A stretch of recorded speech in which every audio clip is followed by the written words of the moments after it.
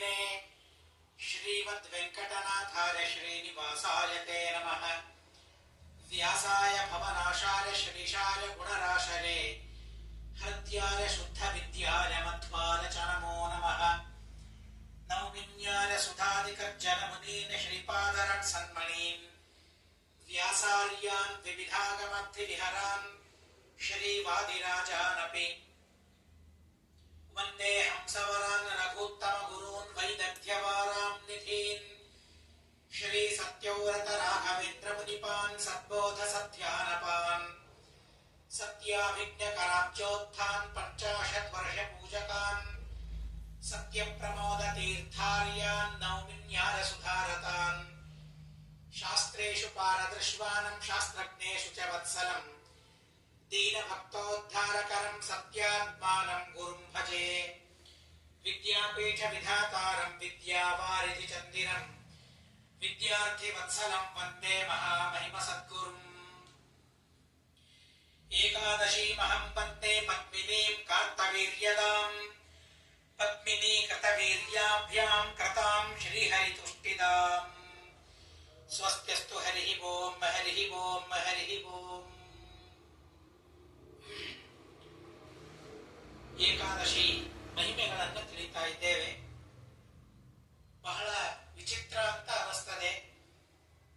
ಭಗವಂತನ ಗುರುಗಳ ಪ್ರೇರಣೆ ಅಂತ ಕ್ಷಣ ಕ್ಷಣಕ್ಕೆ ಆ ಭಾವನೆ ನಮಗೆ ಬರ್ತದೆ. ಇದು ಬೇರೆ ಯಾವುದೋ ವರ್ಷದಲ್ಲಿ ಪ್ರಾರಂಭ ಮಾಡಿದ್ರೆ ಅನಿವಾರ್ಯವಾಗಿ ಅಧಿಕ ಏಕಾದಶಿ ಇಲ್ಲದೇ ಇದ್ರೂ ಕೂಡ ಅದರ ಮಹಿಮೆಯನ್ನ ಹೇಳುವ ಪ್ರಸಂಗ ಬರ್ತಾ ಇತ್ತು. ಆದರೆ ಭಗವಂತನ ವಿಚಿತ್ರವಾದ ಪ್ರೇರಣೆ ಅಂತ ಅನಿಸ್ತದೆ. ತೆಲುಗುದಲ್ಲಿಯೂ ಪ್ರಾರಂಭ ಮಾಡಿದ್ದು, ಕನ್ನಡದಲ್ಲಿ ಪ್ರಾರಂಭ ಮಾಡಿದ್ದು. ಈ ವರ್ಷದಲ್ಲಿ, ಇದೇ ವರ್ಷದಲ್ಲಿ ಅಧಿಕ ಮಾಸ, ಈ ಯಾವ ಪರಿಕಲ್ಪನೆಯೂ ಇಲ್ಲ.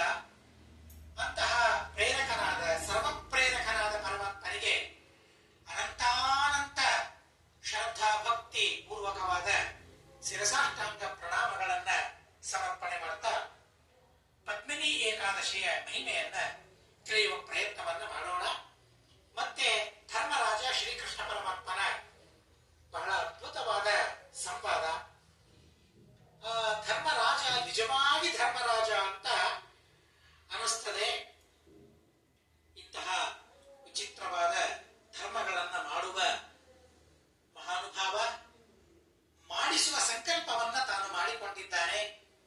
ನಮ್ಮೆಲ್ಲರಿಂದ ಈ ವಿಧವಾದ ಧರ್ಮಗಳನ್ನ ಮಾಡಿಸಿ ನಾವು ಯಾರೂ ನರಕ ಭಾಜನರಾಗಬಾರದು ಎಂಬ ಬಹಳ ವಿಚಿತ್ರವಾದ ಭಾವನೆಯನ್ನಿಟ್ಟುಕೊಂಡು ಧರ್ಮಗಳ ಬಗ್ಗೆ ಪ್ರಶ್ನೆ ಮಾಡ್ತಾ ಇದ್ದಾನೆ. ಅನೇಕ ಬಾರಿ ನಾವು ಆ ಮಾತನ್ನು ಕೇಳಿದ್ದೇವೆ. ಏಕಾದಶಿ ನೀನು ಮಾಡಿಯೇ ಮಾಡ್ತೀ, ಮಹಿಮೆಗಳು ಗೊತ್ತಿವೆ, ಆದರೂ ಲೋಕಹಿತಕ್ಕಾಗಿ ನೀನು ಮಾಡಿದ ಪ್ರಶ್ನೆ ಇದು. ಆದ್ದರಿಂದ ಅವಶ್ಯವಾಗಿ ನಾನು ಹೇಳ್ತೇನೆ ಅಂತ ಕೃಷ್ಣ ಪರಮಾತ್ಮ ಹೇಳಿದ ಪ್ರಸಂಗಗಳನ್ನು ಮತ್ತೆ ಮತ್ತೆ ನಾವು ಸ್ಮರಣೆ ಮಾಡಿಕೊಳ್ಳಬಹುದು. ಯಮ ನರಕಕ್ಕೆ ಬಂದ ಜನರನ್ನ ನೋಡಿ ಕೇಳ್ತಾನಂತೆ.